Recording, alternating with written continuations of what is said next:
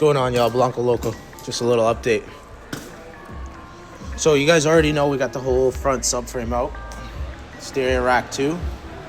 So we're replacing, obviously, the front subframe here. We're going to be replacing this lower rod support as well. As you can tell, it's fucked up. We're going to be replacing the housing for the intercooler as well, right here, and using the Type R one. For the most part, we got the fuse, or the wiring harness all disconnected. We didn't want to reroute the other one just yet. We want to get the subframes ready to put in. So as you can tell, the front one's out, and we're working on the rear subframe right now so we can put the FK8 one in. Turn on my light here. So basically what we're doing is we disconnected the brake lines and the emergency brake line, so when we're ready to drop, it just comes out easy. So you guys understand, give you a little tour down here. You're gonna have to take the bottom shock bolt out, and then you'll have one subframe bolt there, one subframe bolt over there, and then in the front, it'll be right there. Same spot on that side. So the idea is to drop the rear subframe so we can put the Type R subframe in. And while we're at it, we're gonna drop the gas tank so we can cut the spare tire storage out so we can get that center exit exhaust coming through. So this is about to drop out. As you can see, the exhaust is completely off. So we're also gonna be, I left the axles in and stuff because this is all gonna come off anyways with the front subframe. Hopefully these fit. I don't think they will. Regardless, I wanna upgrade anyways because like TN is like entry level, maybe like bottom entry level. I don't know. There's a lot better you can get out there, but the idea is we just left the OEM axle and hub on for now. We just wanted to get the subframe out. But all this is going to be getting replaced too with Type R. So Type R subframe, Type R hub, all that good shit. And then right here, as you can see, there's the dash bar, which the Type R dash bar is exactly the same.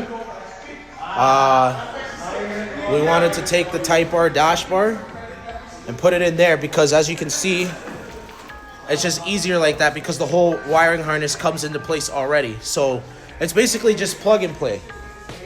So when we come in here and we look at my mess of an interior, so this is the Type R harness from motor to interior portion. Not full motor though. There's a couple more, I think there's a small portion of the motor that I'm missing. But if we put in the dash bar, as you can see, the bolt is right here for the dash bar, right? It sits here. This little hook right here, it slides, it sits in like this. And then when you take it out, when you release the bolt, it slides backwards and out. The bolts are right here for it, top one and bottom one. On the passenger side, these ones are longer. On the driver's side, those ones are shorter. So once you loosen the bolts, just kind of disconnect from out there. So if you come out here, I'll show you. In the fuse box, as you can see, this wiring harness right here, it's in here, it's in the case. There's a little like 10 mil bolt you have to disconnect and it will free up from everything else. So that way, this portion of the harness is all free. And this portion of the harness will connect to whatever is on the dash right there. So basically you want to separate those two, and the only way to separate it is actually to disconnect it from the fuse box right here and then pull it out through these holes. And then obviously we still have all this portion, which you can see like there's a lot of similarities between the two. The only thing that's different is the harnesses are pinned differently. Like a lot of them will fit into the same place, but they're pinned differently. And right now, for this ABS module right here, I'm trying to see if the part numbers are the same. We're trying to get away without having to use the Type R one because it's just more money to save. But if not, we're going to be switching this as well. I will update you guys whether these are interchangeable or not. So we'll have to see that. As far as the brake line goes, I'm pretty sure we can just use the regular brake lines as long as they line up to the same place. If not, we'll make minor adjustments, obviously, right? And then obviously we're going to eventually be putting in the QD short shifter. I also have the shifter cables for the Type R. I don't think I really needed it. But there's a couple other things that we're going to need. Like I don't know which one this is, honestly. I got to take a look into that. But I freed up some more space here. for the wiring harness, just more sensors and shit going to the back. So we're gonna have to figure that out. Someone had a sub in here before. It definitely wasn't in the car when I got it. So, and to disconnect the front portion to the rear portion of the harness is just right here, right? So you have these 2 bolts, and then it slides right off. And obviously your trim pieces, just like when you're working with your trim pieces, just peel them back slowly. So like, for example, like this trim piece would sit here. In order to get to some of the dash bolts, you have to pull this trim piece off, right? And then when you pull that trim piece off, this will make it accessible. There's a couple bolts somewhere over here that you have to take off. Then when you take this trim piece off, you have your cluster that's available to you to remove and do whatever you want with. And then as you start pulling the dash off, like the actual dash, not the dash bar, you'll start seeing that a lot of this area is exposed. So you see these holes right here. There's 2 bolts there for the dash bar on that one. And there's 1 bolt here for the dash bar right there. And the only way to get to those bolts is from the outside of the car. You have to remove the cowl and then you pull it from there. See? So like, as you can see, my wiper blade motors are out. I'm doing a wiper blade delete. I don't care for them. I'll just fucking ceramic coat the window so water beads off if I ever get caught in the rain. But I just think the car looks a lot cleaner without the wiper blade motors.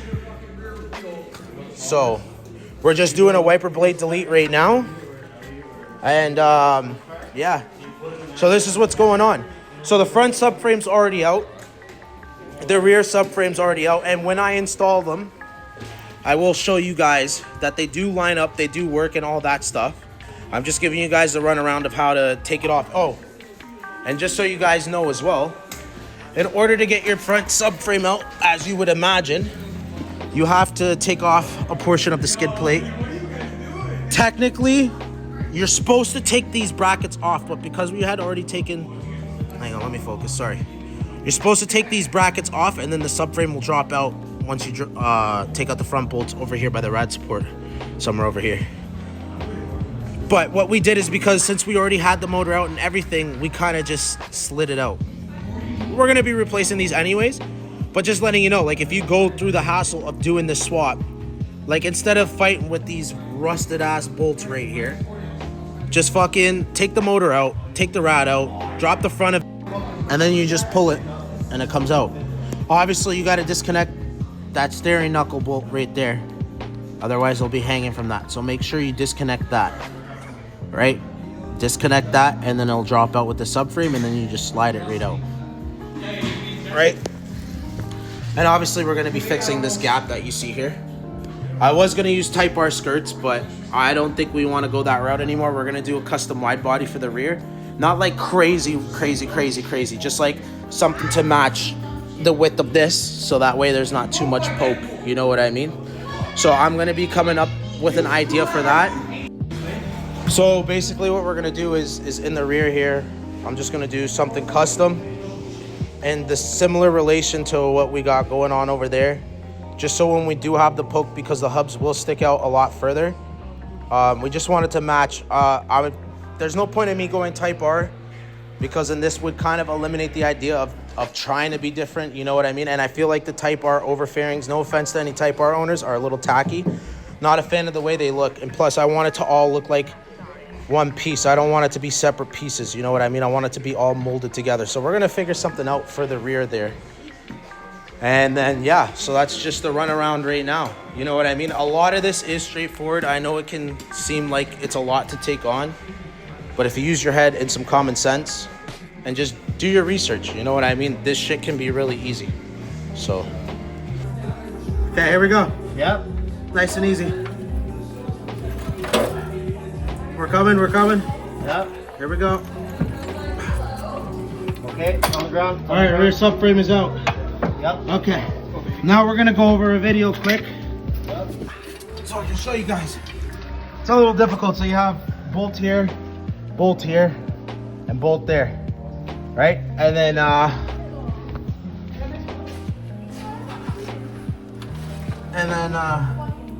yeah, there's one on this side and one on that side. So over there, further up, so you can see that one bolt, and then on the other side of the sensor there's another bolt too.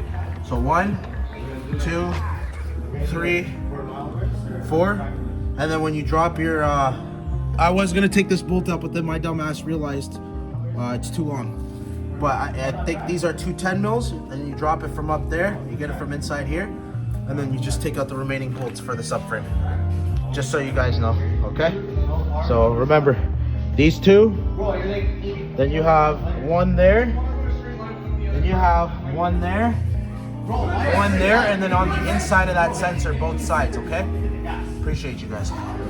That's the update for everybody. I appreciate everybody who's followed thus far. We're gonna go pull the Type R dash bar out soon. I'll bring the camera. Hopefully I remember to actually bring the camera this time. And then I can show you guys how we did it. That way you guys have a better understanding instead of me just trying to explain how to do it. You know what I mean? So hopefully I'll be able to record a video soon and get you guys in the loop with that. And I appreciate everybody who's watched and supported the build. And till next time, guys, take it easy.